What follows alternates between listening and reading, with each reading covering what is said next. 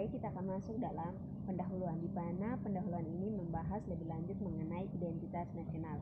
Identitas nasional merupakan jati diri kolektif yang terdiri dari unsur fundamental, instrumental, dan alamiah yang saling melengkapi dan tidak terpisahkan.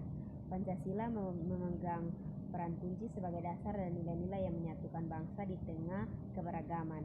Namun, identitas nasional menghadapi tantangan serius dari pengaruh globalisasi dan kemajuan teknologi digital yang dapat mengancam nilai-nilai luhur, terutama di kalangan generasi muda. Oleh karena itu, diperlukan upaya strategis berupa penguatan pendidikan karakter kewarganegaraan, pelestarian budaya lokal, serta peningkatan literasi digital yang berorientasi pada nilai-nilai nasional.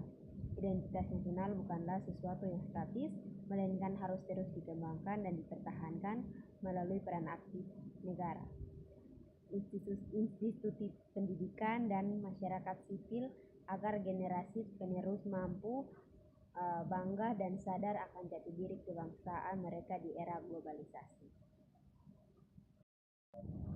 Baik, kita akan masuk dalam pembahasan, di mana pembahasan ini dibagi menjadi dua poin penting, yaitu hakikat dan dimensi identitas nasional, yang dibagi lagi menjadi dua.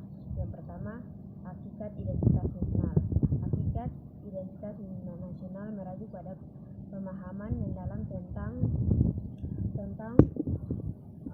apa yang membuat suatu kelompok manusia menjadi suatu bangsa yang berdaulat dan memiliki identitas sendiri.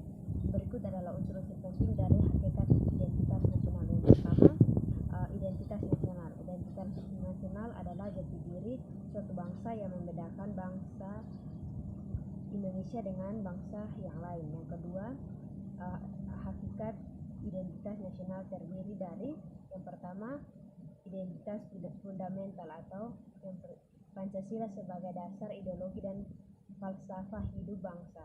Yang kedua, identitas instrumental, simbol negara seperti UUD, bahasa Indonesia, bendera, dan lagu kebangsaan. Yang ketiga, identitas alamiah yang mencakup keragaman suku, agama, budaya, dan kondisi geografi Indonesia. Baik, kita akan masuk dalam poin yang kedua, yaitu dimensi. Dimensi dibagi menjadi tiga. Yang pertama, dimensi sosial. Dalam dimensi ini, identitas nasional terbentuk melalui proses sosialisasi dan interaksi sosial antara anggota masyarakat, nilai budaya, norma sosial, dan tradisi yang diwariskan dari generasi ke generasi dan membentuk solidaritas nasional. Identitas nasional menjadi media integrasi sosial dalam masyarakat yang majemuk. Yang kedua, dimensi psikologi. Identitas nasional memiliki aspek emosional dan mental.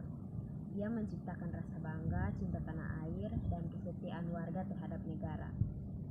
Rasa memiliki ini memperkuat semangat persatuan dan memperkuat semangat gotong royong, terutama di tengah pengaruh budaya global yang berpotensi melemahkan karakter bangsa. Yang ketiga, dimensi politik.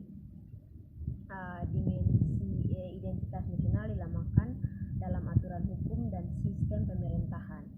Undang-Undang Nomor 24 Tahun 2009 dan UUD 1945 menjamin eksistensi simbol-simbol negara seperti bahasa nasional, lembaga negara, bendera, dan lagu kebangsaan.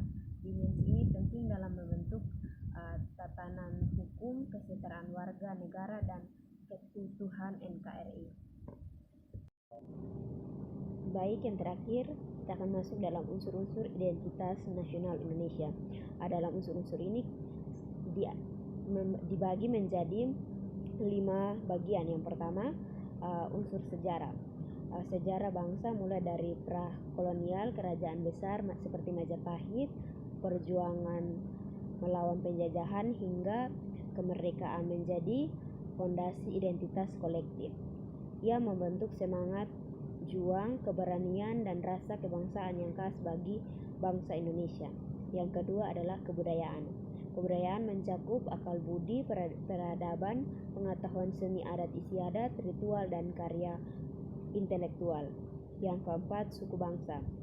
Indonesia terdiri dari sekitar 1340 suku bangsa dengan ciri khas masing-masing, namun membangun kerukunan dalam naungan nasionalisme, Bhinneka Tunggal Ika, keberagaman ini menjadi pilar popularitas identitas bangsa. Yang keempat, agama.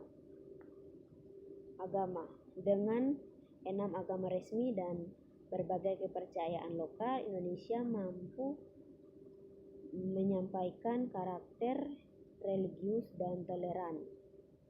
Kebangsaan beragam ini dipayungi oleh konstitusi dan menjadi nilai moral dalam kehidupan berbangsa.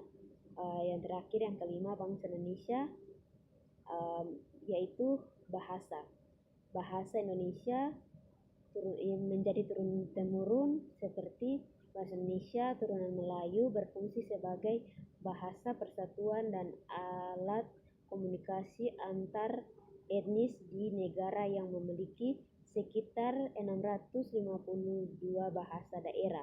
Bahasa ini memperkokoh integrasi nasional. Berikut adalah referensi yang saya gunakan dalam pembuatan materi ini. Sekian dari presentasi saya. Terima kasih.